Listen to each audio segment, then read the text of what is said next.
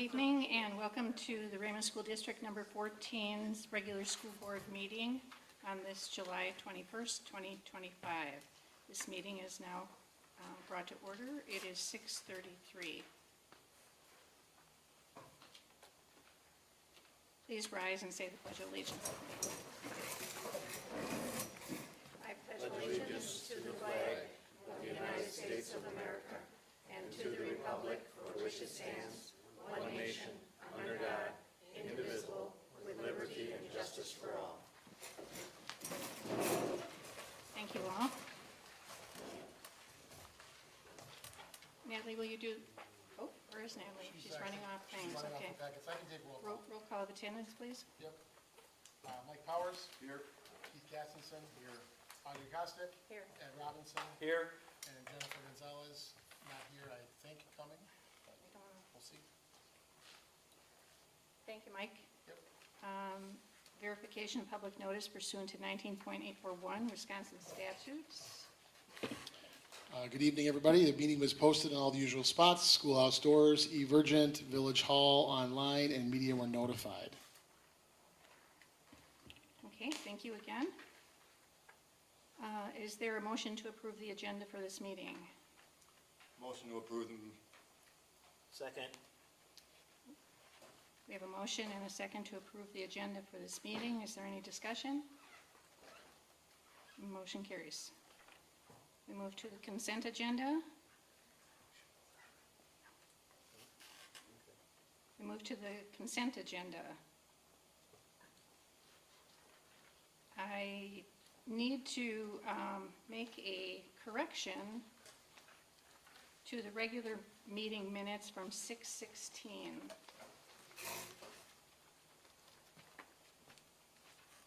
Under finance, in the committee reports finance, it lists Jennifer Gonzalez was there. It should be Jeff Genovese.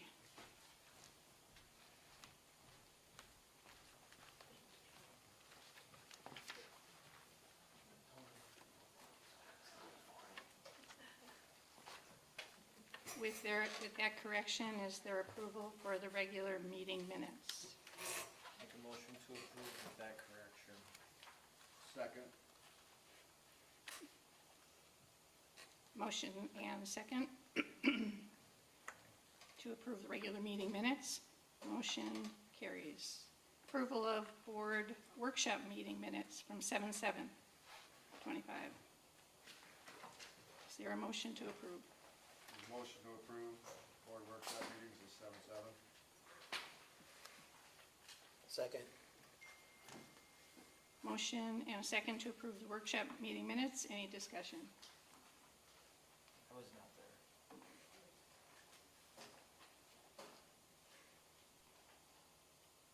All right, with the absence of Keith, motion would carry. Approval of facility meeting minutes from 5/30/25. I move to approve the meeting minutes for the facilities meeting on 5/30/25. I'll second. Any discussion? Motion carries.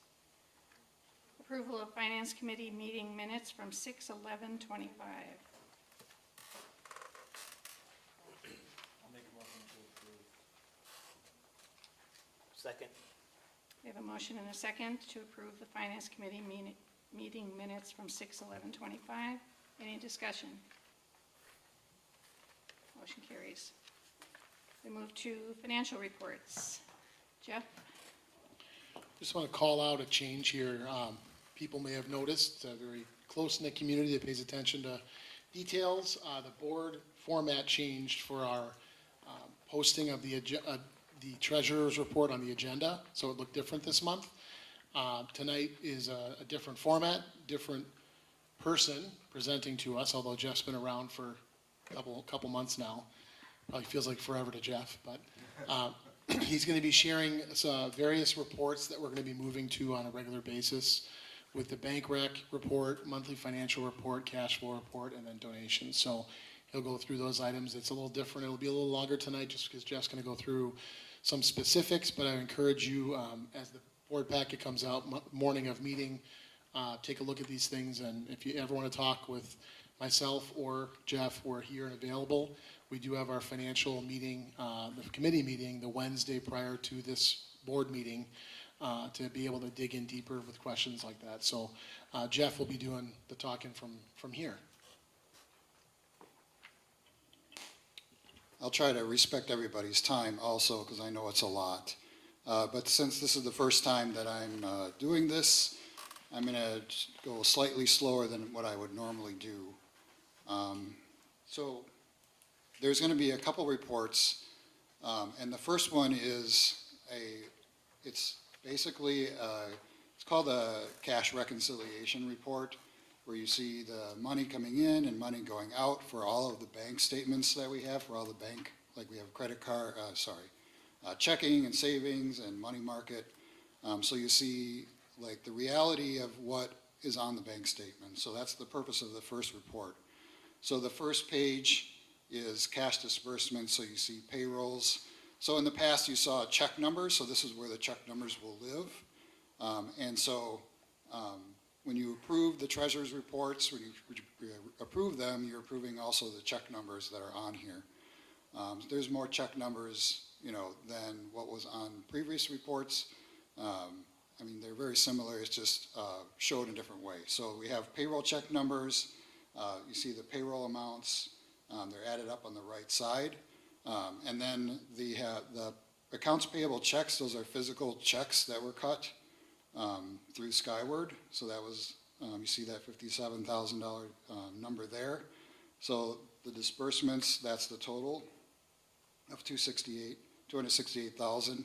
And then wire transfers and ACH, eventually we're going to do ACHs, which is a transaction from Skyward that you upload to the bank. And you pay it via direct deposit to a vendor who approves the transaction. Right now we don't have any ACHs, so they're just wire transfers. And then you see the check numbers there, and then the amount of wire transfers. So there's physical checks and then wire transfers. So the first reconciliation is the two accounts that make up the general fund, which is the checking account and the money market account. The first line you see there is, normally that would be on the previous report. So we ended the May 30th and then we started June 1st. I do that so to make sure that it's correct through all my reports, and then it's correct on the bank, they match from the bank statement. So those two first pieces will match. They should match. If they don't, then I have to look at something and make a correction. And then the cash receipts, which is cash coming in. So these are all of the entries that are made in Skyward. Just highlighting one of them that I have there, that's the general equalization aid, the net. So on the right side, we get open enrollment revenue of 1.1 million, but then there's an expense of open enrollment going out, so that you subtract those two, you have to make a net of that, and then equalization aid and voucher expense. So the net was 970,000. So that's just the entry that we make in Skyward. That's the pure cash that we got in that particular account, in the checking account. Or it's actually the money market. So then there's a total on the bottom.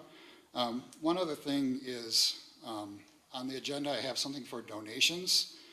It's my practice to identify donations when they get deposited in the bank account. Send the person a letter and acknowledge their donation on the next board meeting. So I didn't do that because I didn't necessarily do any of these cash receipts for June. But you do see a number of donations for the air conditioner project. There's a library donation, there's PTO donations. All of those donations in the future will be acknowledged and they'll be shown at a board meeting. But I want to acknowledge those donations. I'm not naming them because I wasn't sure if they want their name out there yet. So if I do go back, I'll reach out to them. We can acknowledge them later. But there were a number of donations. But there's not a physical report right now for donations. And then the the cash disbursements, wire transfers. There were a couple entries that I had to make, transfers to Fund 21, which is the student activity account, mostly for the DC trip. There were some entries that, last year there was an entry of $13,000 that was supposed to be transferred to Fund 21, but never was, so I did it in June to clear out that audit. And then a lot of those are combined from the first page that you saw. And then the ending balance of the checking and the money market account, you see with the total there. So that's the first bank reconciliation for two of our accounts, our cash accounts. And then you see the checks that were written. So this reconciles with the two previous pages where we have the wire transfers and we have the accounts payable checks. Those are all entries. And on the bottom, the two entries there, they match the accounts payable checks and the wire transfers added together. There's a Bank 2 is the money market account. There's not a lot of checks or anything that go out of there. But there are some transactions that come out of, some expenses that come out of the money market account, but you can only have six expenses or transactions out of the money market. You can deposit as much as you want, but you can only have like 6 transactions going out. And then the next reconciliation is Fund 21, the student activity account. Again, the ending balance of May, lost my mouse. The beginning balance on June 1st, the receipts, so those two entries that were in the Fund 10 bank reconciliation, they enter as a receipt for Fund 21. There was a Village of Caledonia ditch cleanup revenue that goes to the student activity account. And then there were no manual checks or transfers out of Fund 21. And then you see the ending balance on the bank statement. So the last one we have is Fund 39, which is a savings account. That one is holding a balance for future debt. And the only thing that it did is gather interest with a final balance just with the interest. So those are our 4 cash accounts at the bank. We have one more account, which is LGIP, which I don't have access to yet, but I don't think anything's in there, maybe $1. But in the future meeting today, I have a recommendation to join WISC, which is a Wisconsin cooperative, mostly for schools. And so that I'm much more comfortable and familiar with. I think they're a little easier to work with. And I have one at Yorkville that I've been using for a while. That's the other one that we have currently that's audited is the LGIP account. So what that is any money that we're sitting on, we invest so we can gather interest. I think this is the last page. So the last page is sort of a accounting overview of all of the bank accounts that you saw. It's in the accounting as the sort of a pure entry in what you see is everything else besides what you just saw. So there's a number which has an A, like it says 10A, or it says 10L, or it says 10Q. So 10A is an asset. That's mostly money that's going to come to us. There's an L, which is money that we're mostly going to be giving out or expensing that we haven't expensed yet.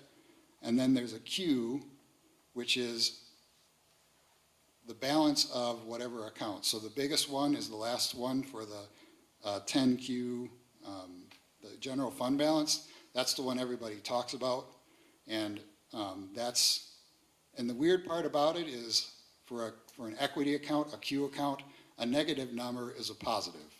So it's not, we don't have negative 742, it's actually positive. That's how much we have utilized at the end of June 30th. So a lot of the asset accounts is something called a receivable, which is money coming to us, like we get our tax receivable in August, and we have to account for it in June, so it's called a receivable. Same thing with some grants. Those are usually receivables that we haven't received yet. It's just because we don't know all of our expenses until the end of the year. so you don't get all the money yet. A lot of the Ls are payroll accruals, which means that we expense payroll like taxes, and then we don't pay them out yet until it clears. So for instance, there's some balances in the payroll accruals. That's because we pay people, we account for the teachers' salaries and benefits and deductions for July and August, and those stay in there until we clear them out. So that's why you see some balances in the payroll accruals in the Ls, the 10 Ls. The rest of the 10 Ls, we have self-funded dental, and that holds some accounting where you have to hold accounts for, you have to hold a balance for previous year expenses. So, you know, if someone claims something last March, you still have to account for it, and Delta Dental tells us what that might be. And then the Qs, we have some fund balances. We had one that was an old fund balance that DPI doesn't like anymore. So we had to transfer it to the regular account. Self-funded dental, common school funds has a balance, so there's money that we still can use. And then the general fund balance at the end is 742. I'll talk more about the general fund balance later in one of my other reports to show you the comparison of what it was last year to what it was this year. This report is purely just what happened in June and the ending balance for all of these accounts. Okay, and then so Fund 21 also has assets and equities, no liabilities, which is the student activity account. And then special education, similar, a lot of the 27As, which are assets, which are receivables from payments that that interchange between districts, or grants that we haven't received yet, or DPI, like flow-through money. And then the same thing with the Ls, payroll accruals. And then the equity accounts. You can't have a balance on any special ed equity account in the end of June, so that's why all those balances are zero. But at least you see some of the activity, so that's just what it's showing. And obviously I'm going fast, so if you have any questions about this report, I'll stop in a second. And then we have Fund 38, which is debt. It's non-referendum debt. So we hold a balance in that because you budget different than what you levy. And then Fund 39 is the same thing is for future debt that holds in that bank balance. So I know I threw a lot of information at you, but does anybody have any questions about that report? The only question I have is once we, or if we go and get into a Fund 80, which we've been kind of tossing around, would that be into that first initial report and just have a separate thing, just like you did with everything else with that? Yep, Fund 80 stays in the checking or money market. It stays in the general account. It stays in the same checking account. There's not a same, but it'll be in the accounting as Fund 80. Same thing, it's similar to Fund 27. It doesn't have a separate account, but it's, you separate it in the accounting. As the accountant in the room, thank you, thank you, thank you. This is unbelievable. What is Fund 80 again? Fund 80 is community service. Okay, that's what I thought. Thank you. I'm sorry. Is there any way you could highlight the lines that we would add up to make out what is in the actual bank accounts? Like say, fund, at the top line, the 791, 321, you could highlight those in the future so we know what that is supposed to end up as the balance in the checking accounts? Sure. This first line here, this ending balance is all of these added up. So I will try to do that. It's kind of because the asset account has so much movement in it, it's hard to do in here, but I can try to do it. Okay, so here is the second report. This one is a little different. So this one's pure accounting. And so in the, there are two ways that I can give you the information. One of them is to print out a report from Skyward. It's like 5-point font, and it's very difficult to read. I can definitely print you out the Skyward report that mirrors this report, but I give this to you so a regular person can understand it a little bit. I'm just going to just give you an overview of what it is. And it just so happens that the June accounting is a crazy, crazy thing because you have to fix all the errors, you have to do all of the DPI adjustments, the auditor tells you to do things. So there's a lot of activity in June. It just so happens that the first one that you're seeing is the busiest one. And because of the variances that I show you, all that really means is that the things that I saw in the accounting that were expensed, they might not have had a budget number to them either. I mean, they might have, but it might exceeded the budget by quite a bit. Some of that is because as you're paying bills, you want to make sure that you're accounting for it correctly, whether or not the budget number is there or not. So what happened this last year, there were a lot of expenses that were put in expense accounts that might not have necessarily been budgeted for. Moving forward, when I create a budget, which you'll see, I try to hold as much as I can. I went through all 482 accounts to make sure that I'm very close to what I think that we will be in. And if there's a big variance, what I typically would do is do a budget amendment to the boards to, like if there's something that's probably over 50 or 30 to 50,000, just because that affects the budget so much. But for this, I didn't have a lot of control over it. So what you see is the first number is the Fund 10. So it's the R. So R's are revenues, E's are expenses. So the first part, those are revenues. I know this is really hard to see. So you have categories of revenues and expenses. So that's the description. So for instance, the first one is property tax revenue. The first column is the monthly actual. Now, if you notice, it says 740,000. It's actual in the accounting because you have to account for the August revenue in June. It's not on the bank statement at all.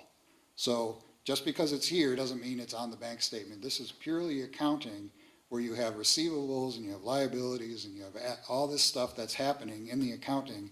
Like I said, it just so happens you're looking at the weirdest one, the hardest one to follow, I think. So then the next column, I'll just highlight it here if I can find my mouse. All right. So the next column is last month's actual. So last June, this is what the accounting record was. I don't know why it was a negative, but it was. And then the current year fiscal to date actual, and then last year's fiscal to date actual, what the budget was, and the budget versus the actual. So if there's normally there's it's almost impossible to budget like dollar for dollar. I mean, you can try as hard as you can. The one that should be, however, is the first one. So whoever did the budget for the first one got it right. For the property taxes, which is pretty easy to do because you're levying it and you have to get it notarized and all that fun stuff. And then the fiscal year to date, actual versus last year, and then the variance. And then I have a notes. So with the notes, I try to sort of describe more than the first description, sort of what those accounts encompass. So all down, we start with the revenues. And then we get to a total revenue where it's a grayer, it's like a gray bar where we have our total revenue. So then it's the totals of all the revenues. And then we have the expenses. So the 10 E's. So salaries, expenses. Those are actual expenses for the most part for salaries. And then we go all the way down and we're going to all the supplies, and then we get down to the expenses. So we have our total expenses, and then the net difference between the revenues and expenses. On the last page, I have a summary of this, just in case. And then we have Fund 21, revenues, expenses. If you notice, it's significantly less. And then Fund 27, revenues and expenses, which is special ed. And then Fund 38, revenue expenses, Fund 39. And then here's where you sort of mentioned about Fund 80. Right now, there's no activity in Fund 80, but I'm putting it there as a placeholder. And here's the, now all of that in the accounting is going to change because the auditor is going to tell me things to change. I just noticed that there were some entries that were wrong, so I had to clear out AP today. I spent about 8 hours today fixing some mistakes in the accounting, so some of that is going to have some interplay between some of the accounts. So next month, I'm going to give you a new June report for this particular report, and then because it's going to be slightly different. It might be like $3,000 different. But like the totals won't change. It's just interplay between the accounts. So the summary here, it shows you the actual revenues and expenses in the accounting, the fiscal year to date from revenues and expenses. So we spent $525,000 less in our expenses than what we took in. And then what the budget was was projected to spend $148,000 less. And then projected at the end of the year, this number will change a little bit, but for now, we spent $529,000 less than what we expensed. I think there was a lot of effort on the administration to spend a lot less because of a cash flow issue we had last year. And I'll go into that a little bit more with the cash flow. And then sort of a summary of the fund balance. So from 2020 to 2021, last year the fund balance was 213 to 280, and then this year we ended up around 742, which is 12.56% of our expenses. And then if you see the short-term funds that were borrowed, there was a pattern of borrowing $1.2 million and then paying it back and borrowing again, and that's just sort of the way schools in our situation have to do their finances. This year, we did some state trust fund loans, and then we borrowed $750,000 from Community State Bank. If I could just talk about the $529,000 a little bit. Some of the things that went into that are doing more with less. So as we went through the year last year, we restocked and reassembled our office in the middle of the year, October, November, December. We had a lot of changes. We moved personnel. Some personnel were replaced, some were not. So when they were not replaced, there's a savings there. As paraprofessionals or aides were circulating through, we had one who left, for example, for student teaching. We didn't replace her. She's irreplaceable, we missed her, but at the same time, we tried to find a way to reallocate. Mrs. Wagner and her team went through, and how can we serve kids to make sure we're compliant legally and giving kids the best we can without, again, just rinse, repeat, hiring someone new. So again, savings.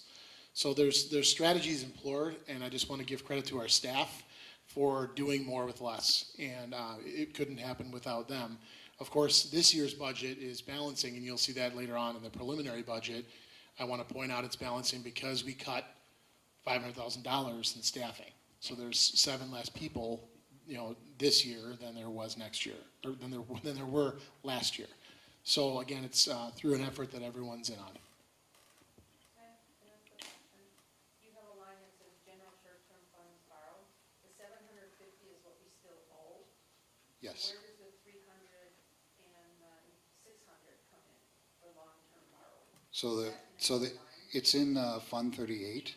So what happens is when we borrowed we borrowed $900,000 in state trust fund loans. So what happens is you pay it back over 10 years, and there's a couple entries that are made in every year. So what happens is, so let me just show you.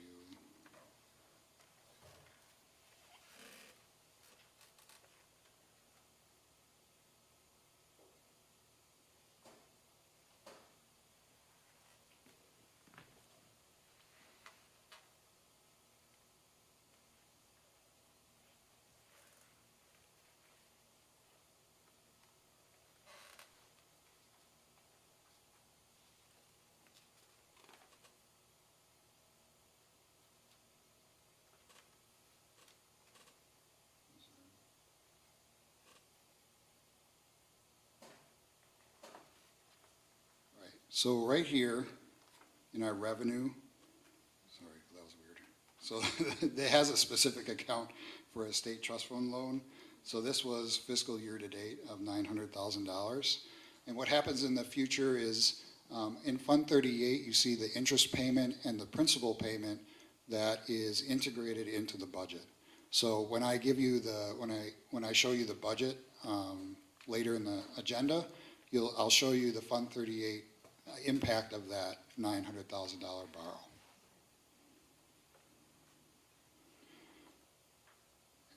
You guys have any other questions about this report? Feel free to call me anytime. This is the cash flow report, and what I have here is, it's a little, I tried to make it as understandable as I could, but it does take some explanation. The first part is, so this is the start of this fiscal year from July of 2024. This is pure cash. This is how much money we have or had at the end of each month. So for instance, July of 2024, we had $639,000 in cash that we can use. I've showed you a lot of accounting reports. This is just pure cash. This is how much, if we took money out of all of our bank accounts right now, this is how much money we could use. So you see the ending balance for like July of 2024, the revenue, so the total revenue that came in, now this is just the general fund, so this is the checking and the money market, because most of our expenses and revenues flow through that account. How much payroll costs, and then how many checks, so the accounts payable checks, and then wire transfers that were accounted for in that particular month. So like for July, it was $304,663. So there's a lot of expenses that a school district goes through each month. It's approximately $200,000, $300,000, $400,000. So when you see $1 million in the bank, it's not a lot, just to be honest with you. You know, you think when I first started, it's like, oh, I have $1 million. Well, that's not a lot. So you would normally think $1 million is a lot, but it's not. So and then there's a line of credit column. So any number that's in parentheses is revenue. So you see the $300,000 state trust fund loan in August of 2024, and then the $600,000 state trust fund loan in December of 2024, and then January of 2025, that without a parentheses, the $1 million, that's an expense. So that was paid off, I think it was like the community state bank loan from the previous fiscal year.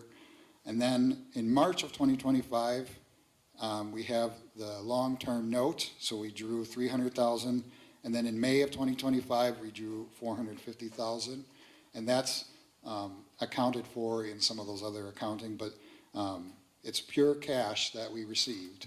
So for instance, at the end of June, we had $1,085,000, and that should match the bank statement, the amount that I gave you on the checking and money market.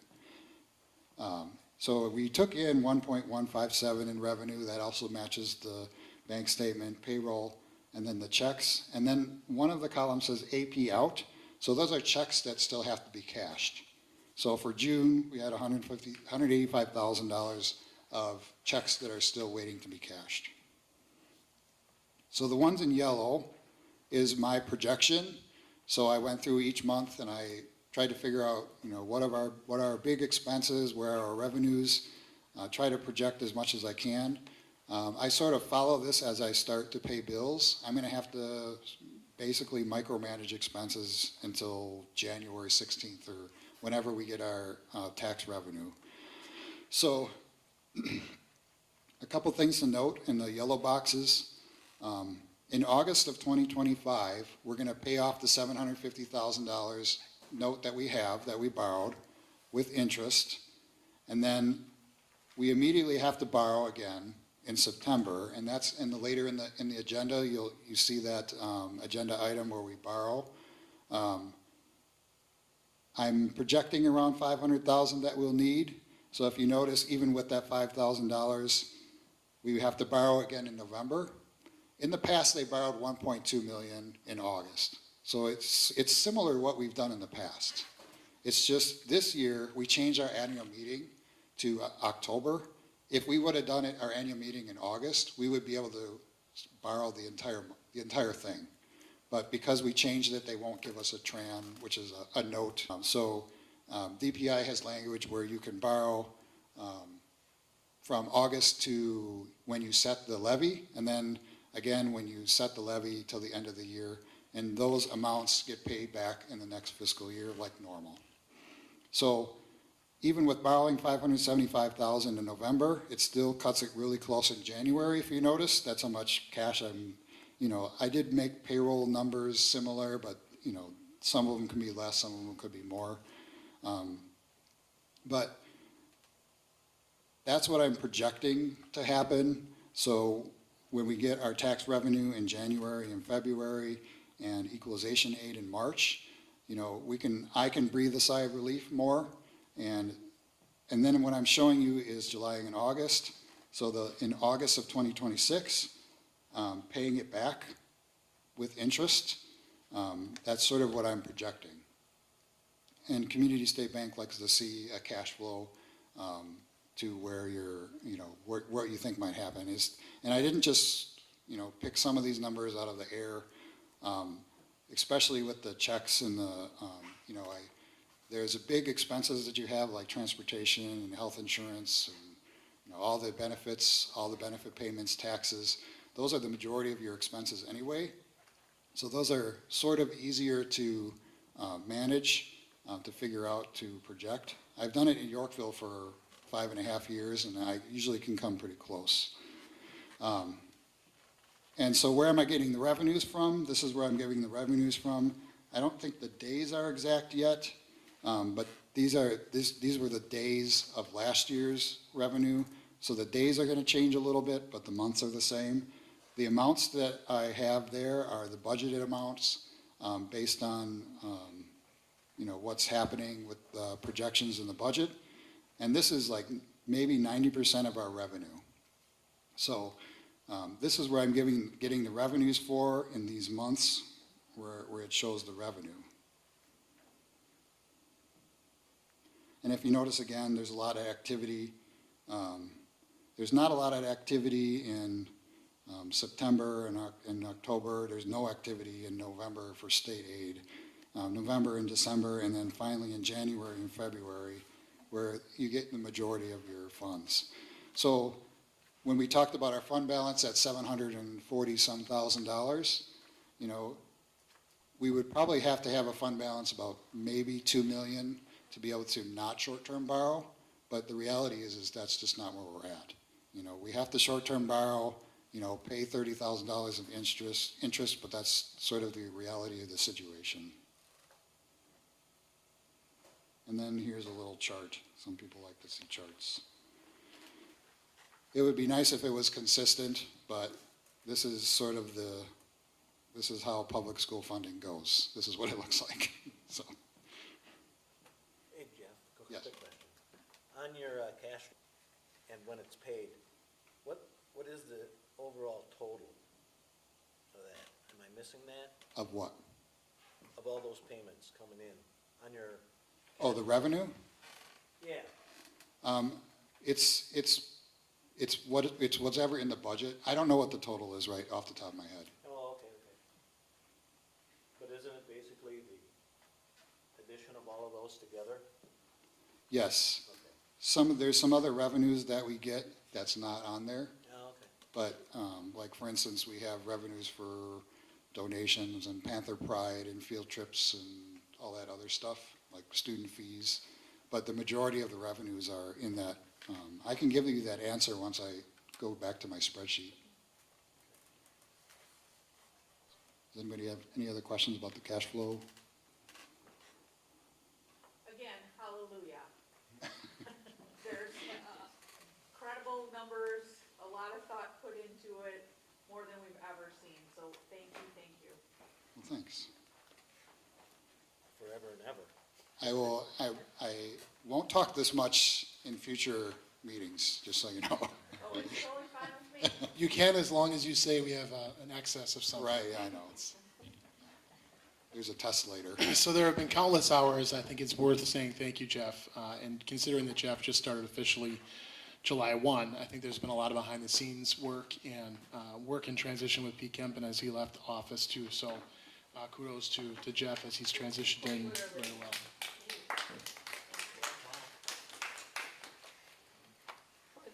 For those of you that are not aware, excuse me, Jeff was named Business Manager of the Year by the state of Wisconsin schools 2 years ago. So I was privileged to be at that luncheon when he received that award, and I was shocked that he was right next door. But here he is. I was shocked too. Thank you, Jeff.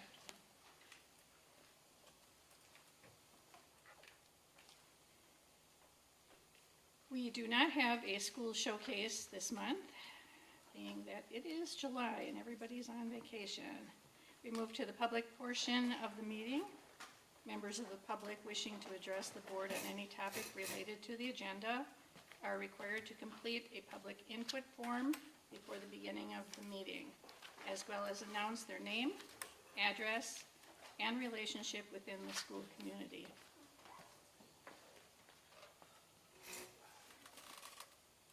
Okay. First, we got DeRay Noonan.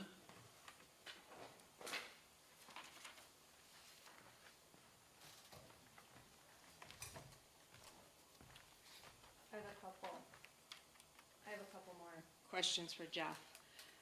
The part where you were talking about the checks being recorded, are you taking out the checks that aren't paid yet, or are they still in the cash flow for the next month? You understand what I'm saying? Like if a check isn't cashed yet, but you paid it in June, are you holding that in the accounts, or is it going to be shown in July? It's shown on the cash flow. Okay, okay. And then,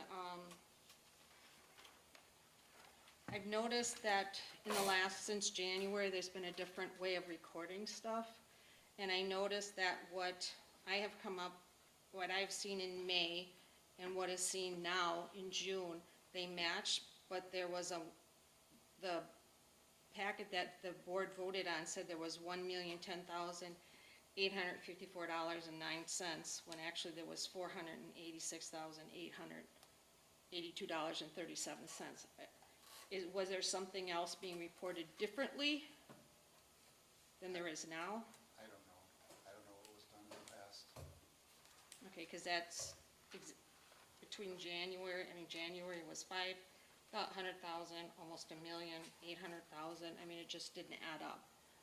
And I want to know if it was like cruel stuff, or it was stuff that you were getting in the future. If you could just email me the numbers and I could check for you. Sure, I can give them to you at the end of the meeting. Okay, thanks. Okay, thanks, thank you. Okay, Nancy Lucas.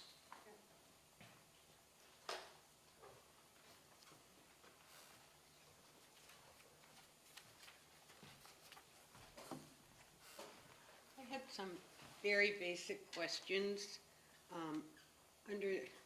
I think in respect to our financial impact for our open enrollment, just basic one, what is our student population as of, everything now is as of June 30th. So as of June 30th, how many kids do we have here? I don't have that number in front of me, but I mean, I could ballpark it. Yeah, ballpark So, it. last year we had, well, it's really about open enrollment in, less the open enrollment out. So Right. we're right around 140 students in, but then we're about 40 students out. So it's about 100, roughly. The way I can't give you an exact number just because literally as we speak, there are kids who are being accepted. I think there was an article written recently about it, just that districts are finally adjusting their numbers around us to release kids. So it's about 100 kids for open enrollment that we have coming to Raymond. How many? 100 100 open enrollment in open enrollment students in to Raymond. and Yes. 40 out. No, the net So 140 are coming in. So 140 different people have said, we want to go to Raymond. Okay, But then we have like 35, 38, 40, just call it 40 for the sake of round math, that are leaving Raymond. And in the past, that number's been 25, 28, 30. We did see a larger number last year than we've seen in a while. But that number, if you round it off to 40, so there's 140 in, 40 out, there's 100 kids left in the net difference. so that 100 is in addition to the students we have that are residents. Correct. So we have resident students, about 300. So 300 plus 100 is about 400 total. Okay. The other question I had is, because it was at the financial meeting, but it's not in the packet tonight. But you had a listing of special ed students. How many special ed students is Raymond currently teaching this year? So I would say we're probably about 65 Yes, 65, and that would be for this upcoming school year. any type of IEP needs. So it could be speech and language, occupational therapy, physical therapy, special education services, any of those in that realm. I think the number you probably were alluding to is in our financial, that 15 of our students who are open enrolled have a special education label, but none of those are new students to Raymond. Right. They're current students, so maybe they came here in kindergarten and in the process of being here received a service or something. So we have 65 before you've identified anyone new this year. And Yes. I'm giving you just an estimate, but I would say Yeah. about 65 to start the school year, and no one new identified over summer. So I also have a question with I'll wait, are you talking tonight? I will shortly, yes. Oh, I'll wait then. That's all I have. Okay. I'll wait and talk to her. All right. Yeah, I think after the meeting would be a great time to ask any questions you've got, so. Is that it? That's it.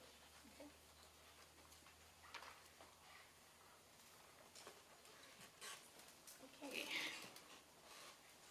We move to our district business, and first is Neola policy update. I do want to just call out, we no longer post old business, new business, because the standard that WASB is recommending is it's just all business. We have to do some of the things, if they're tabled from month to month, they would be indicated as such. There's no tabled business we have, otherwise it would indicate in the agenda. But again, very astute community members notice the difference. There's no old, there's no new, it's just business. So, Okay. Are we going to go yeah, through all the numbers? Neola policy, now Mike gets to do some reading. So last month, we had our first read announced. We met, we had on the 7th, we had a workshop, talked through at a high level some of those policies, shared some resources again. It's really, the board engages in the policy reads in off hours in their leisure time. So Mike gets to read us the storybook that is all of these numbers and policies. So some are being revised, some are being rescinded, which means they're no longer. It doesn't mean that we don't have a policy for something. It just means that oftentimes it was consolidated because otherwise you could have a lot of policies. So, yeah. All righty. So, looking to approve tonight, start off with policy 5411. It's the Act 20, third grade promotion and retention at-risk students. Policy 1100, district organization being revised. Policy 1130, ethics and conflict of interest revised.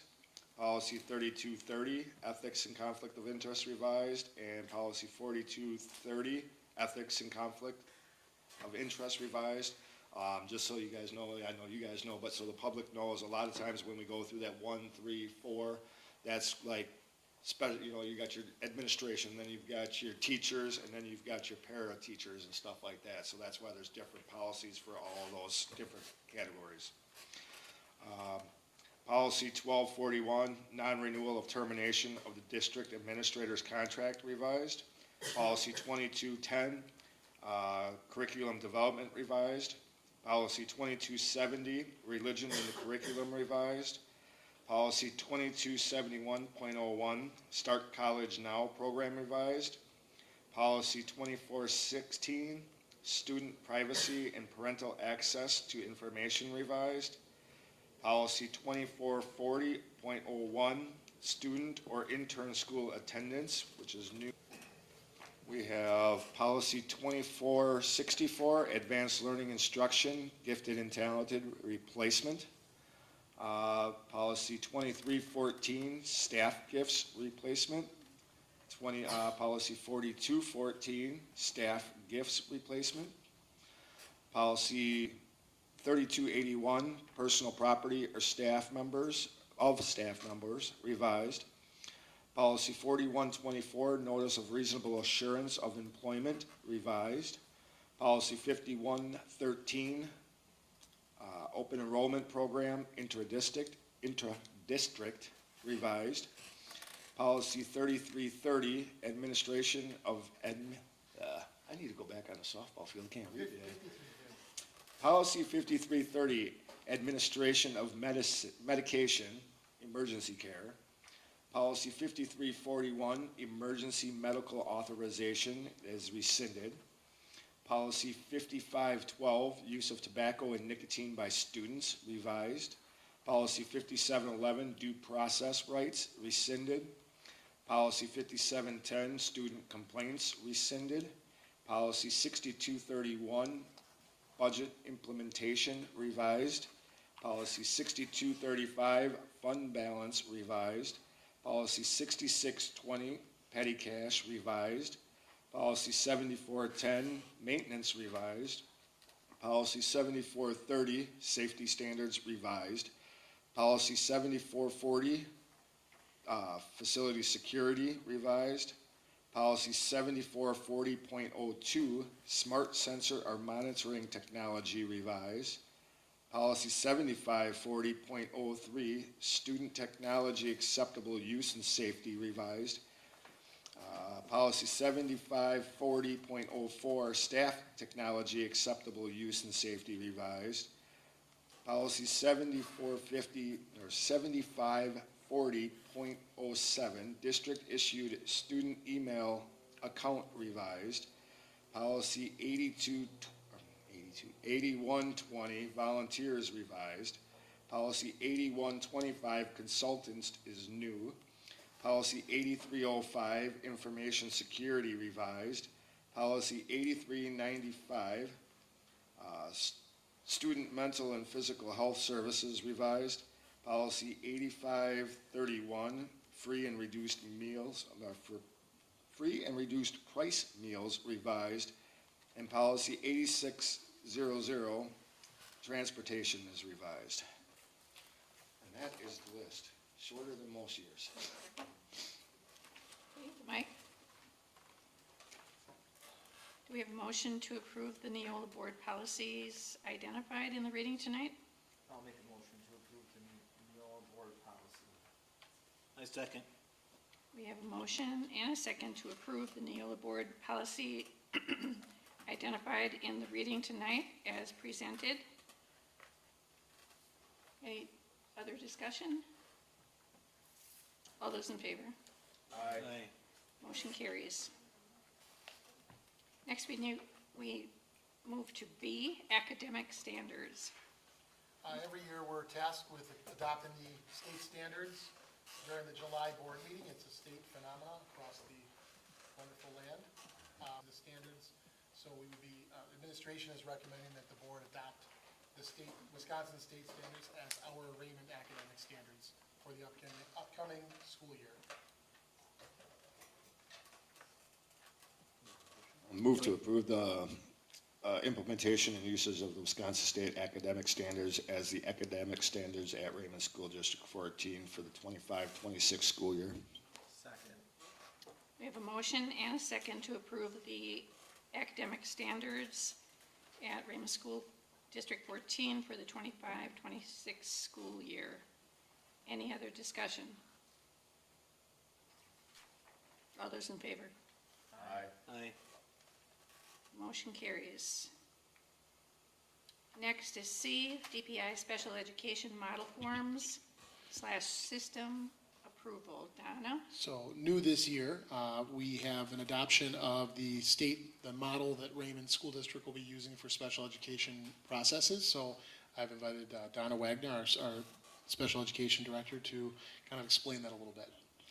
So every year, the Department of Public Instruction updates their special education forms so that they are in compliance with federal and state guidelines. And so they update those forms for school districts, and they provide sample forms for all districts. And so what we're requesting is adoption of the special education forms that are being recommended by the Department of Public Instruction for district use and for IEP team members to use for any special education process. Well, I move to approve the Wisconsin DPI model special education forms for use by Raymond School IEP team members. Second. We have a motion and a second to approve the Wisconsin DPI model special education forms for use by Raymond School IEP team members.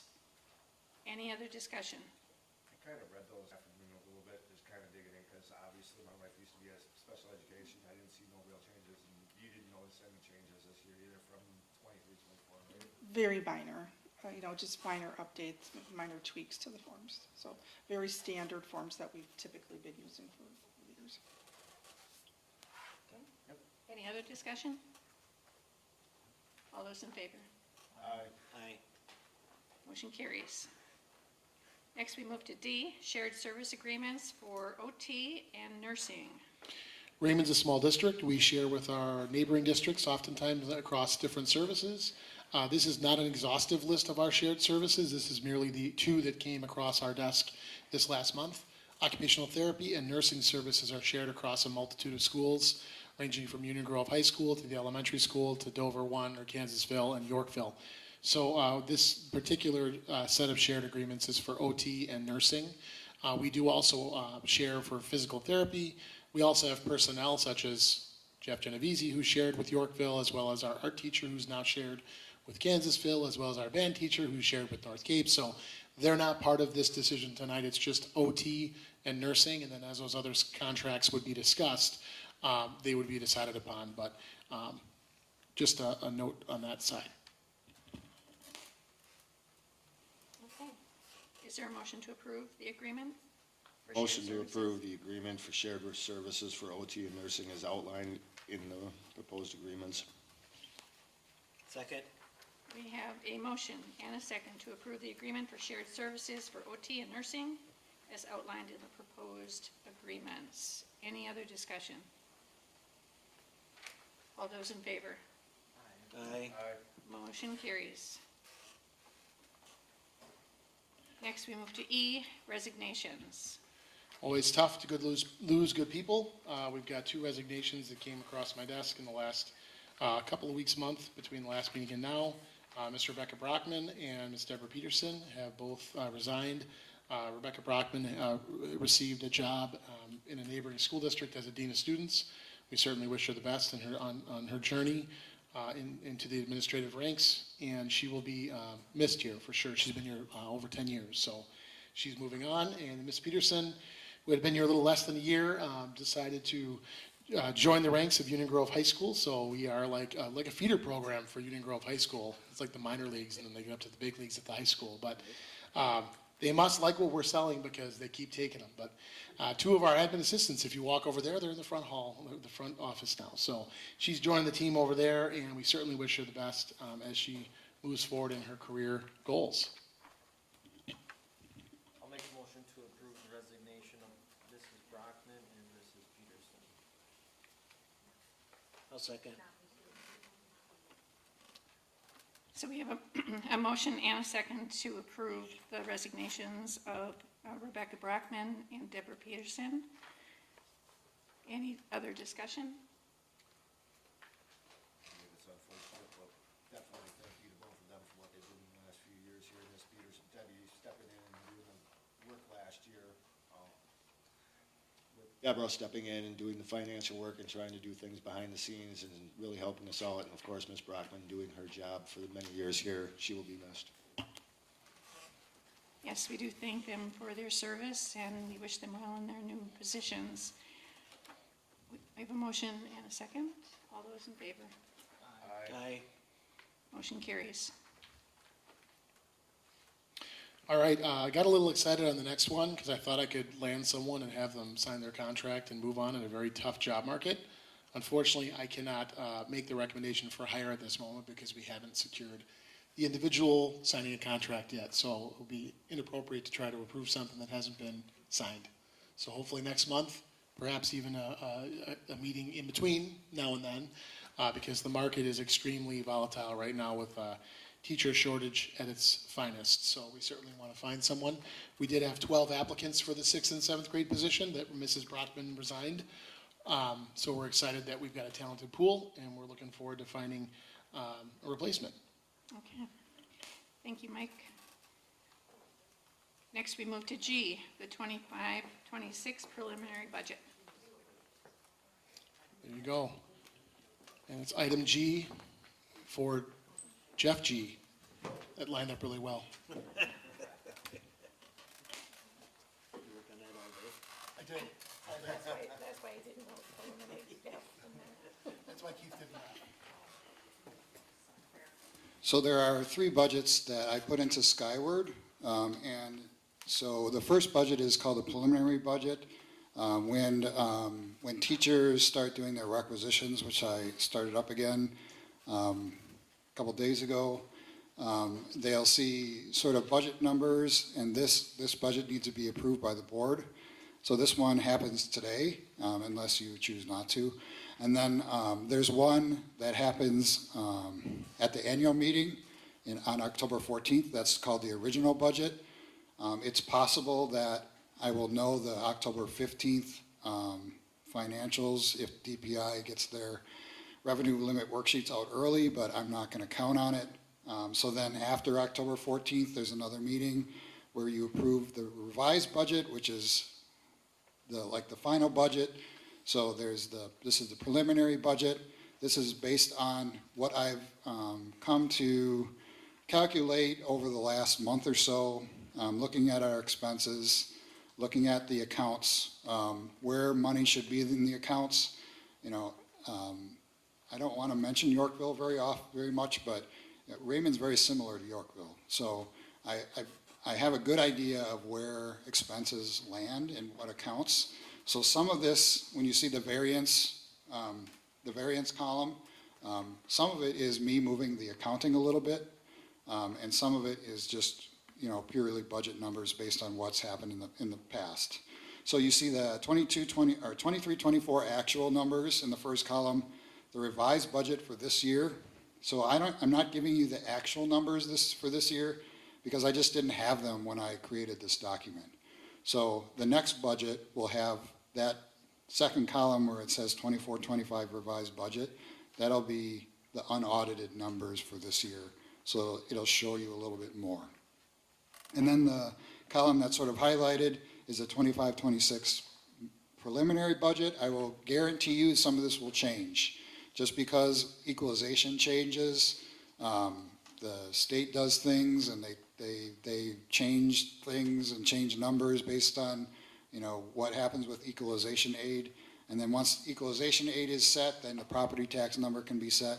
It'll be similar, but it'll change. So it's not, some of these numbers will change. And then the variance from the budget, so it's not a variance from what was actual spent or took in this year, but it's just based on what was budgeted. So the next budget will sort of have a little better idea, and at least on the variances.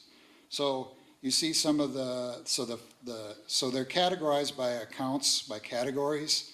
So the 200s are local revenues, which is property taxes and student fees and rentals and investments. So those are that's local revenue that comes in from the community.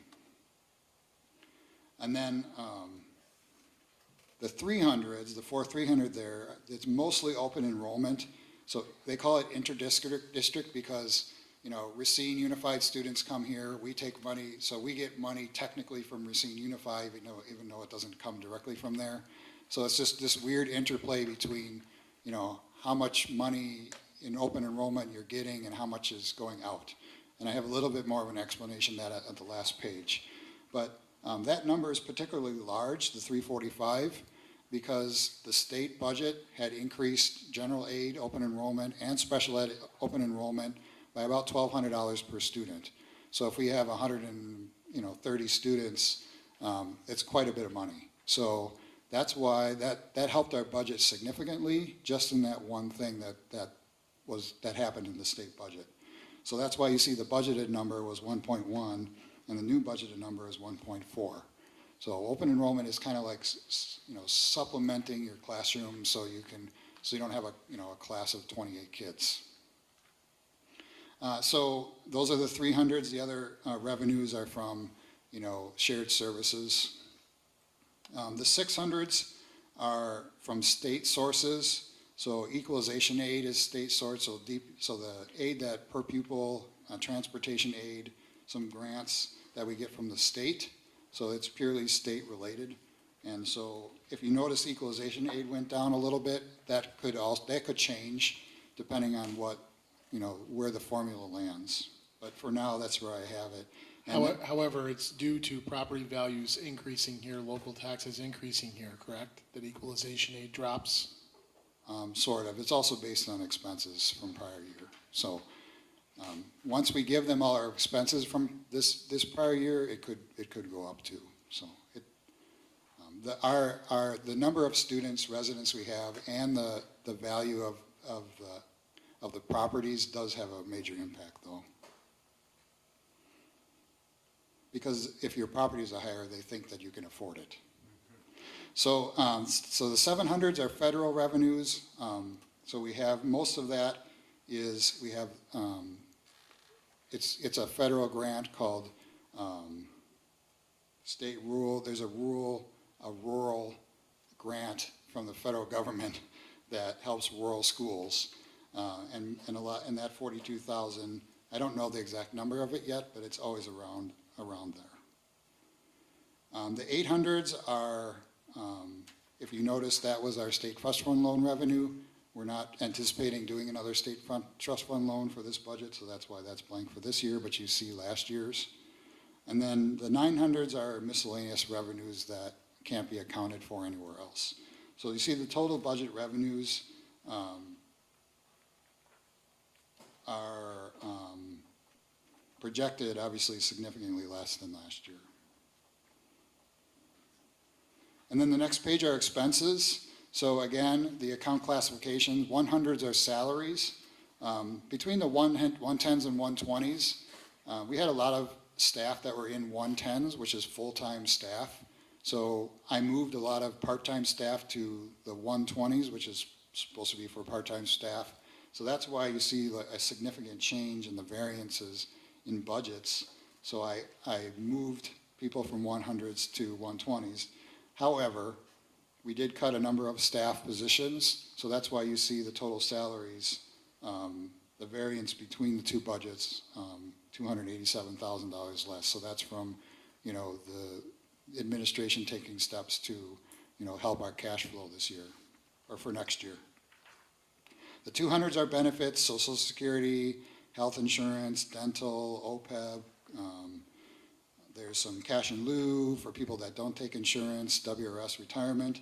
Again, if the salary number goes down, that number most likely goes down too, because you're paying less in taxes in WRS and Social Security and benefits. So if you add those up, they're over $400,000 in personnel reduction. And then, so the 300s are, they call them purchase services.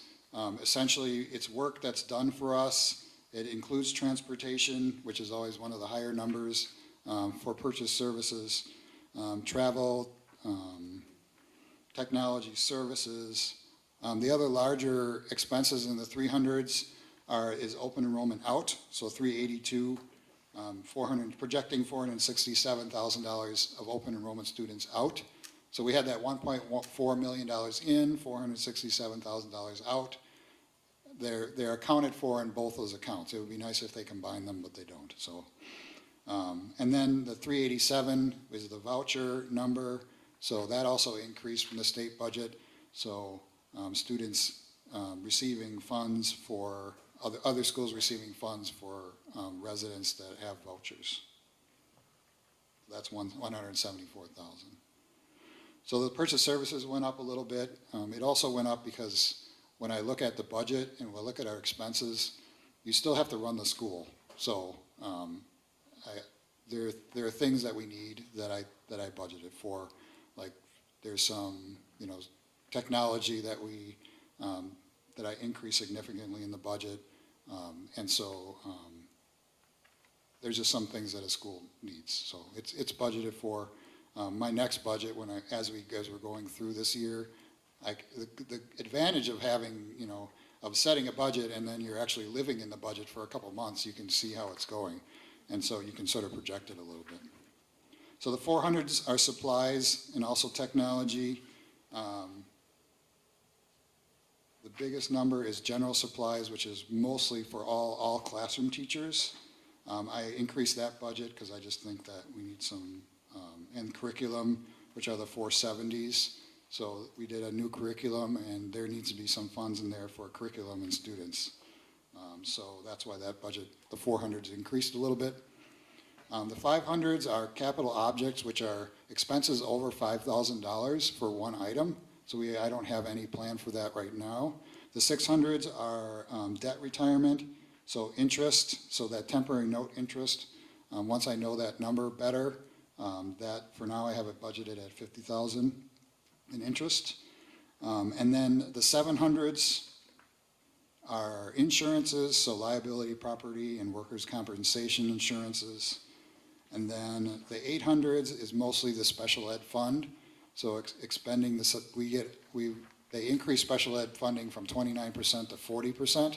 So that's why that budgeted number is significantly less. And we also had a teacher leave, so you get a credit in your transfer. So that number is the leftover expenses from special ed. And then the 900s are fees. And then there's some miscellaneous things that can't be accounted for in some of the other accounts that you have to itemize to DPI. So total, right now I have a balanced budget. Probably some of this will be tweaked. I like to always show a balanced budget, and then when priorities happen, I haven't lived at Raymond for very long, so I'm not exactly sure where our priorities are yet. I tried to guesstimate as much as I could, just by looking at all of our expenses. There's a lot of things that happen here, that don't happen at Yorkville. Like there's a ton of activities for students.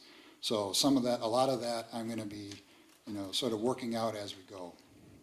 But for now, I'm showing you a balanced budget from our revenues, our expenses.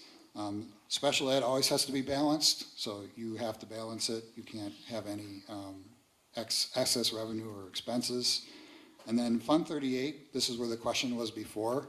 So the revenue we take in is from property taxes. So that 248 is taken in through property tax. It actually is subtracted from the general fund, unfortunately. So it's not extra debt necessarily. It's just you're taking $248,000 away from the general fund.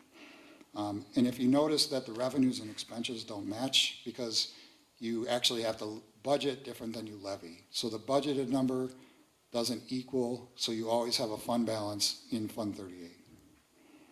And then Fund 30, I just showed the other funds. Fund 39, there's no activity because we don't have a referendum. Fund 49, capital projects, that's if we had a construction referendum. Fund 50, we don't hold a balance. And then Fund 80, at the annual meeting, we'll present something, but for now it's a placeholder. And so here is sort of some of the historical data that I could find.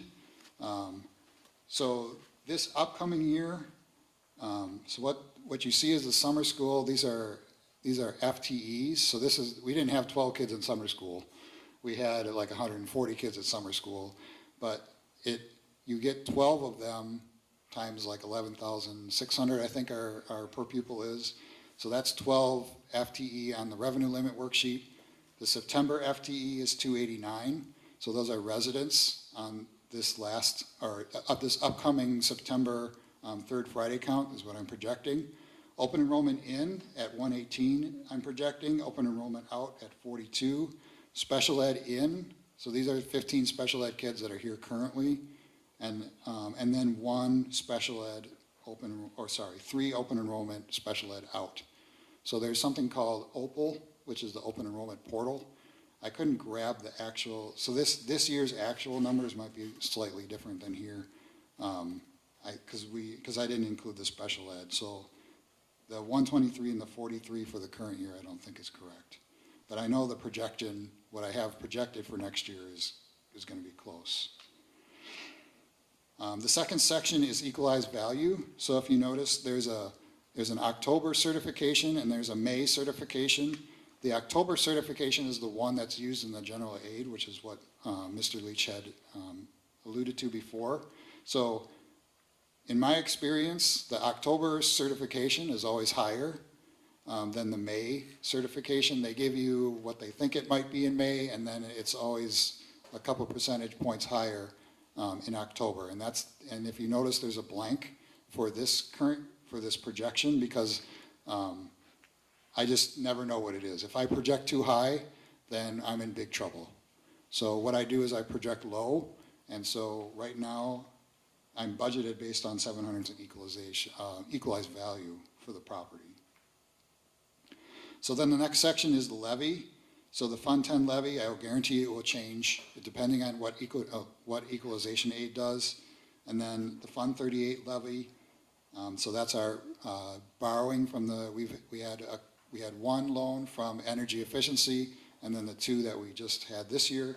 And then the Fund 80 levy, right now I'm expensing it at 20,000. It might be less, just depending on where our priorities are. It's mostly for work that's done around baseball and Panther Pride, and a couple things like that we pay for that, the students don't. It benefits the community.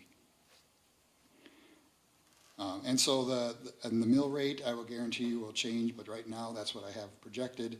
And then the total school levy number. So that's the budget. Any questions? I have one. Yeah. What's the cost per open enrollment student out? Our residents going out? So it's the same, so next year it'll be 10,100. It's the same coming in as it is going out. And special ed is 14,000 something.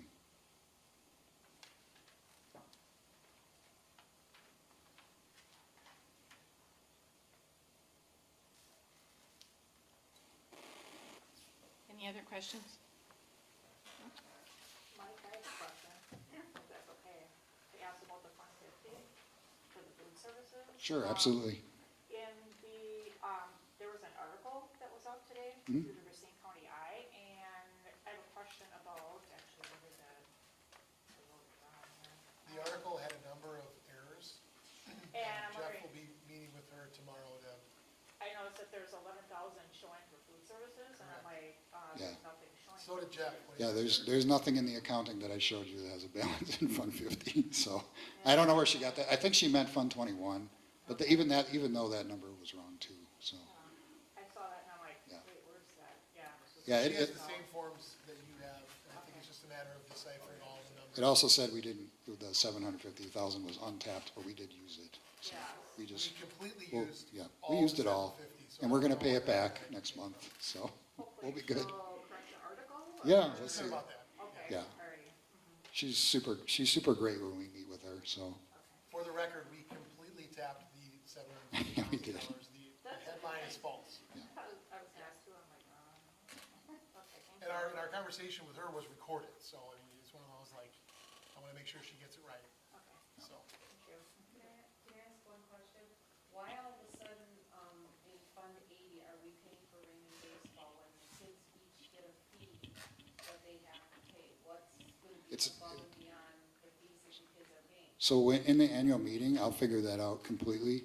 I could be absolutely wrong, but usually in Fund 80, so for instance, any baseball organization that uses diamonds, if it's, a portion of it can be expensed to Fund 80 instead of the general fund to make up for some of those expenses.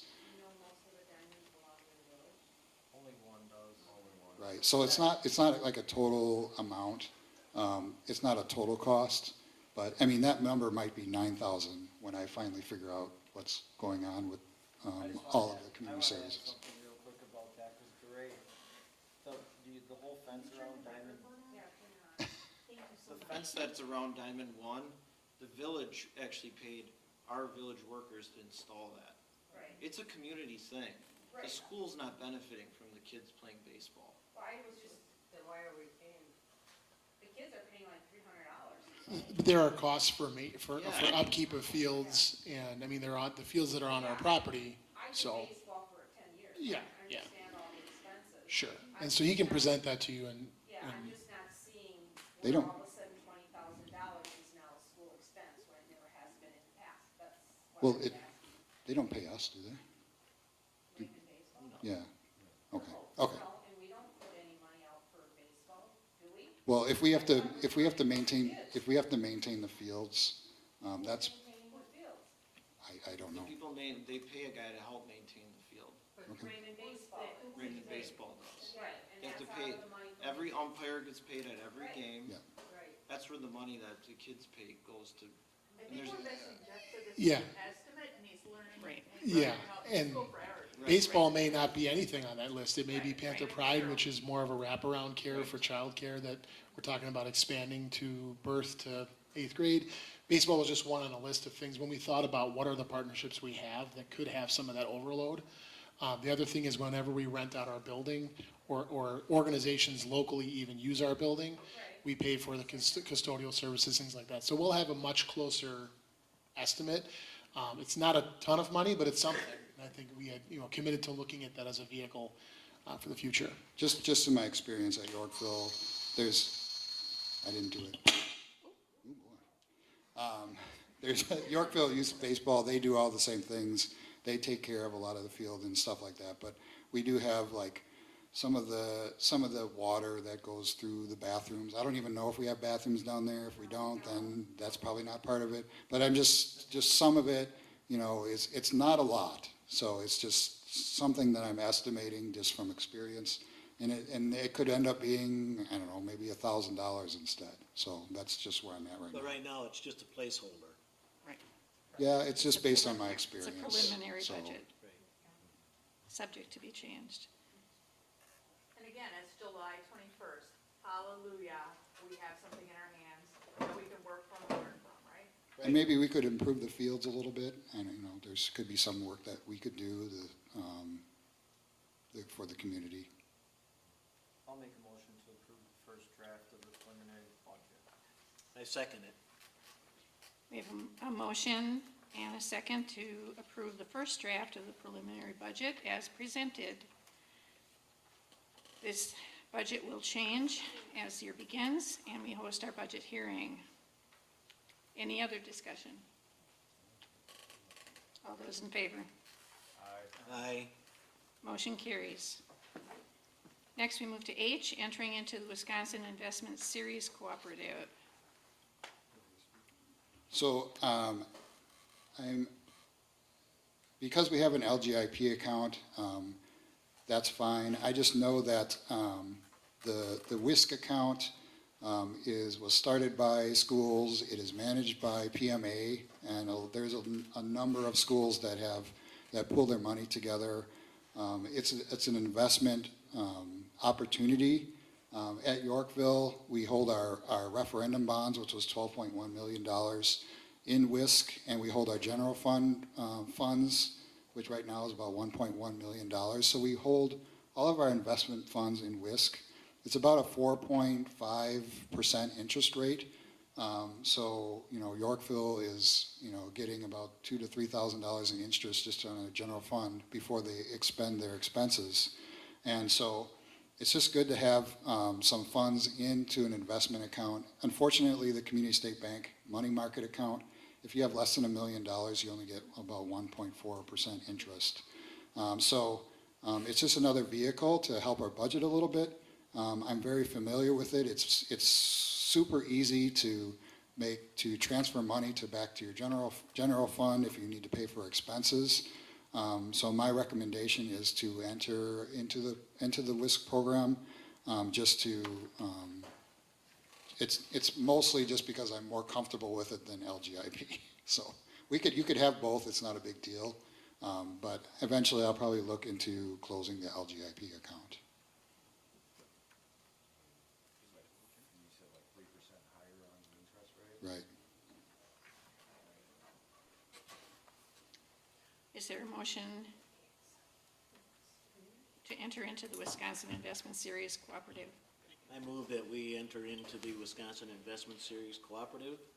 Could you read the resolution language? Okay, be it resolved, the Raymond Board of Education approves authorizing entry into an intergovernmental cooperation agreement relating to the Wisconsin Investment Series Cooperative and authorizing participation in the investment programs of the fund. Second. We have a motion and a second to enter into the Wisconsin Investment Series Cooperative. Any other discussion? All those in favor? Aye. The motion carries. Next is I, resolution for short-term borrowing. So if you're not sick of me by now, I know this is my only first board meeting, but we just have to get stuff done. There is, DPI gives us the option to short-term borrow before your annual meeting, if your annual meeting's in October. So you just have to have a resolution of how much you think you're going to borrow for your expenses from July 1 to October before the annual meeting. So this is the first resolution. The next one will be in October at our October meeting, at the levy meeting, because it's the amount of money that we need to borrow just won't be enough. And we have to designate how much funds we think we're going to borrow between now and October. So that's where the resolution comes from. And again, it's not a bad thing. It's just the state of school finance for our district. So If we move the annual meeting, though, to Right. August next year, we can do one resolution that covers everything. right.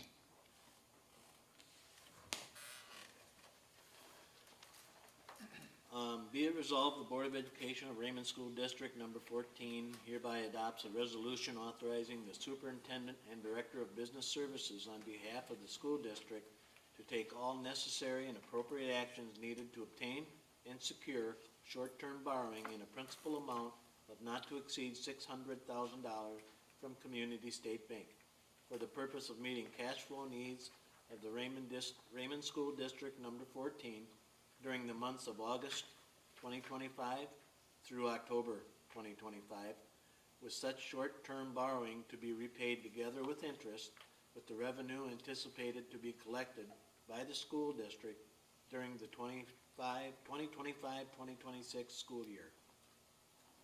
I'll second. We have a motion and a second to approve the resolution for short-term borrowing. Any discussion? All those in favor? Aye. Motion carries. We move to J, health insurance agent of record.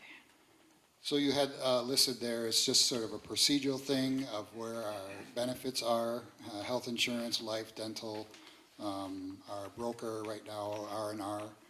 Just to have, I don't know if you've ever approved this before, but this is something that I normally have done during this time of the year. I'll move to approve the district health insurance agent of record as proposed. Second. We have a motion and a second to approve the health insurance agent of record, R&R Insurance. Any other discussion? All those in favor? Aye. Motion carries. Next, we move to K, 2025-2026 budget and reporting calendars. So this would happen normally in December, but I wanted to make sure that it was approved sometime during the year, just to make sure that you know my process. So believe it or not, the budget process starts in December. So this upcoming December, I'm already working on the 26-27 budget. So for this budget, we started working on it in this past December. At least that's what my practice is. So you see the items there about what happens in December and January, and who's responsible, February, April, May. So when I was doing the budget, I think I started some of this in April, had some meetings with some people, and then May, we review the budgets. June, normally in June, you would see a preliminary budget, but not vote on it. So the budget that you saw today, you would normally see in June, and then it would give you a month to stew over it a little bit, and then July, you would approve it, just like we did today. The audit starts next week, the second part of the audit. The first part already started, but the major part starts in July. August, I put the annual meeting on there just because I just want, for this next one that you'll see, that's when I'm suggesting the annual meeting happen. So September is the third Friday count. In October, there's a lot of activity. Our annual meeting is in October this year. There's calculations from state aid, and then we adopt the final budget, we approve the levy, and we certify the tax levy, and we send it to them. For Raymond, it won't be that complicated. I just go next door and I certify the levy, give them the levy paperwork. Whoever is the clerk, we go to get it notarized to make sure it's all legal. And then November, the report is submitted. And so that's the calendar of, it's a very simplified version of what happens for the budget. And then I have the reports that I will be completing. This is just a list of the major reports, and I have this all sort of on a spreadsheet so I can sleep at night, because some of them are, reports to the federal government. You have 941 taxes. So and if you look at September and October and November, there's a lot of activity. But these are all the reports that I'm going to be completing. Some of them I do, some of them I don't. But I'd say most of them, 90% of them I'll be doing. Some of the DPI reports we don't have to do. But this is just a list, so you have an idea of what reports, and especially the clerk and the president that has to sign some of these. These are the work that I'll be doing. Thank you, Jeff. In the past, before having a business manager, was this a shared responsibility for all these reports? So between superintendent and? Yeah, it was shared across several people. Okay. District administrative assistant, bookkeeper, and superintendent. So Some of these I'll get help with. Yeah, some of these are done collaboratively, but Yeah. let's be honest, a lot of them are not, Right. especially with Jeff. But at the same time, if a lot of it's done with, hey, I'm filling this out, here's how the form is looking, we collaborate, we talk about it, and then it's put in together. So we appreciate the structure. For sure. And it's work I've been doing for 6 years at Yorkville, so I'm very used to it. I do want to point out that the move to the October meeting was something we had kicked around at the annual meeting. No one in that room could represent, as you did very succinctly, as to why we would move it back to August. So thank you. I think people who are in that meeting will do what they need to do. It makes sense now, I think, as to why we would have it in August versus October. So thank you. If it would have been maybe October 16th, it would have made it a little bit easier, but that's okay. Do we have a motion to approve the budget? and Motion to reporting approve the calendars? budget and reporting calendar as proposed by administration. Second. We have a motion and a second to approve the budget and reporting calendars as proposed by administration. Any other discussion on that? All those in favor? Aye. Motion carries. We move to committee reports. So I was thinking I could probably help abridge this a little bit because Jennifer Gonzalez is not here and she's on the curriculum committee, but also we're running pretty long here. But curriculum met on the 15th. We talked about math. This year our focus is going to be math instruction as well as an implementation of our approved social studies resources from last year. So those two things were discussed. Math is going to be really an examination year where staff will be piloting different programs, working with different vendors, trying on different things to see if we like certain approaches to mathematics. We're using our data to inform all the instructions, so obviously we'll be going through a process this year. It's part of our larger 7-year curriculum cycle that we're in, so we're right where we need to be on that cycle. Any decisions or things like that will be in future meetings, but we want to lay the groundwork with the board to say this is what the year looks like. And Mrs. Marty, who's not here tonight, could speak to that more at length when we start the actual process for evaluating resources. Facilities was going to have a meeting on the 24th. We had to cancel due to some conflicts for schedule. We were planning on something in middle to late August. I can tell you that there's several projects going on. If you look down the hallway here, a couple of lights fixtures in every classroom are all being replaced with LED fixtures that now have dimmer switches, which is pretty cool, so teachers can actually dim and light their room at different levels, and it saves us money. It's all part of our effort with the Energy Saver grants that are out there, that we assume a lot of this is rebatable. So it's one of those things where you can go and get a rebate for energy and use less of it. And then, of course, we also met with Data Wrangler at our last board workshop. They gave us lots of information about how our program is performing right now, which is too soon to tell, but it's definitely trending in a positive position, so stay tuned for that. Finance, we always have our finance meeting, and as you can tell, there's a new sheriff in town, so enough said. I think it's going to be really nice to have these reports ahead of time. Board can look through them, and those are always the Wednesday prior to the Monday meeting. So it was last week, which we're happy to have held. Personnel, we haven't had a meeting in a while now. And then policy, we met on May 30th for the initial read, and then we'll be going back in August or September for the next round, because Neola keeps moving forward and there's another batch to approve. So looking forward to all that committee work. And of course, there's lots of committee meeting minutes that are shared in tonight's agenda. Well, thank you, Mike. That's a good consolidation. So we move to your report now. Now, my report's going to be about 45 minutes. I'm just kidding. Strategic plan update. We had 2 sessions with community members and a 3rd session for our workshop. We're moving along with discussion of our vision, our mission, our values, our statements of goals.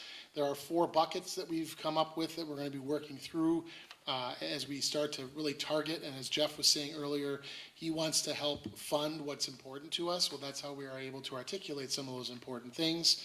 So one of our first buckets is educational experiences. The second budget is climate and culture.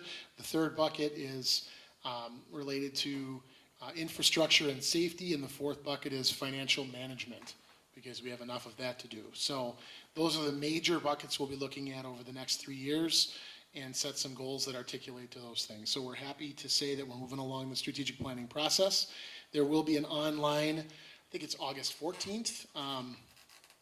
It'll be online through Zoom. There'll be a link available for public to come join if they want the convenience of sitting at home. Sometimes people like that.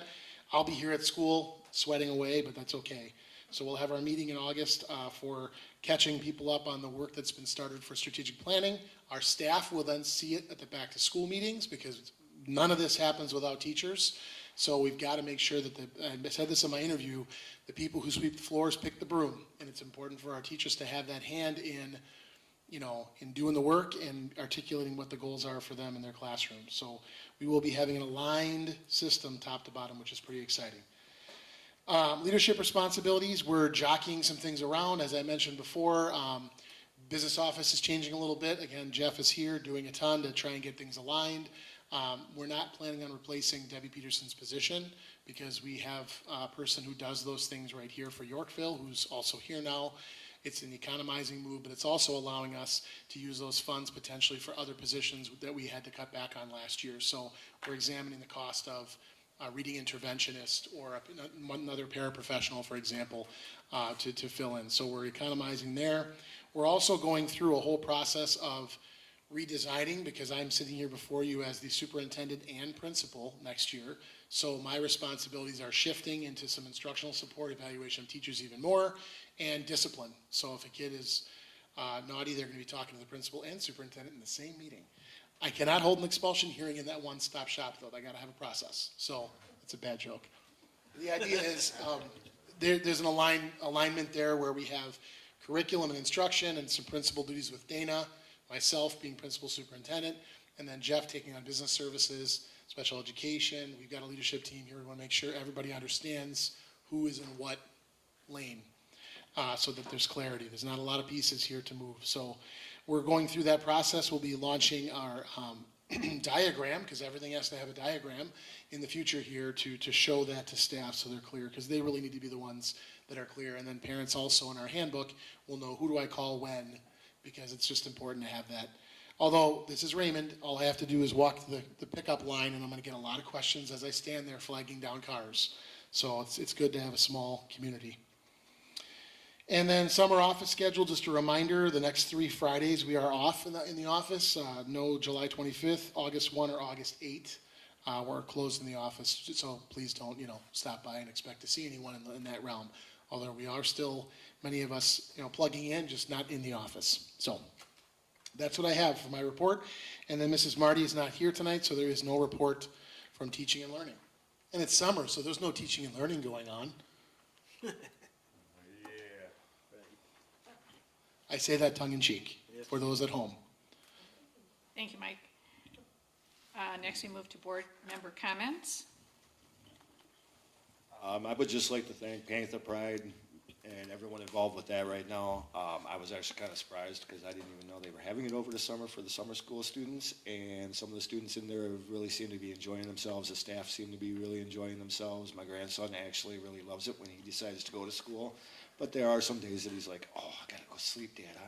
Grandpa, I don't want to go to school. I'm like, well, it is summer. You gotta have some fun too. But I want to thank everyone that's doing everything with the Panther Pride and everyone doing that, because it's really cool for the kids, and it's a good opportunity for parents or grandparents like myself that we're all working and have nowhere for childcare right now. So that helps us out a lot, and I hope everyone has fun at the next get-together that we have, because I will be on vacation the first week of August. So have fun, everyone.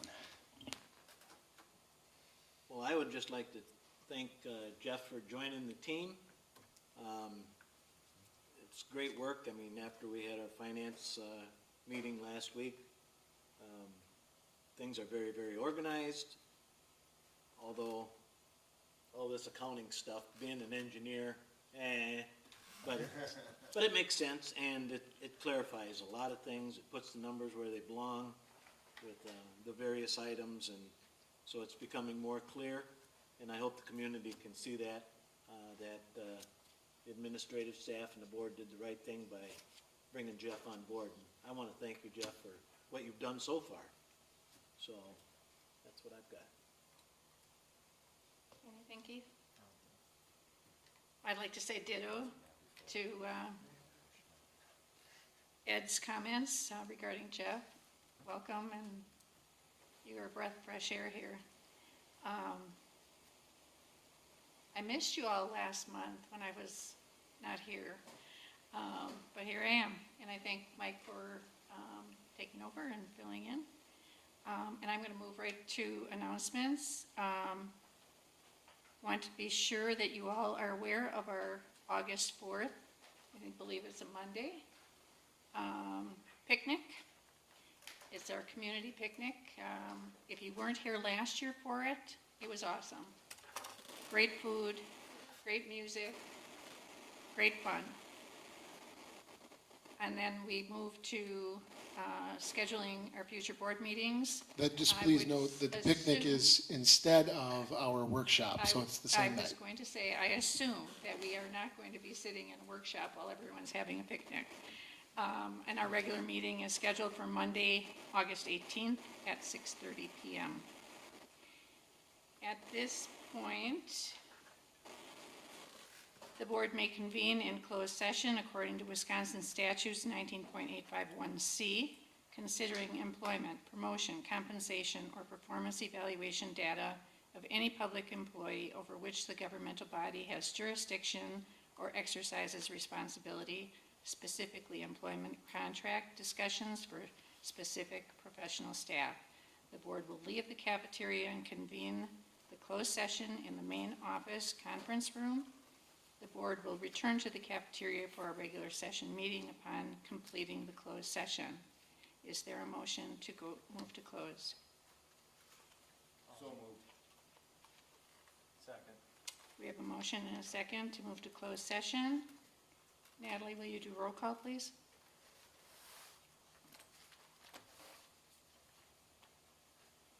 Ed Robinson, Yes. Mike Powers, Yes. Audrey Kostich, Yes. Keith Kessenson, Yes. and Jennifer Gonzalez. not here. Motion carries, and we are now in closed.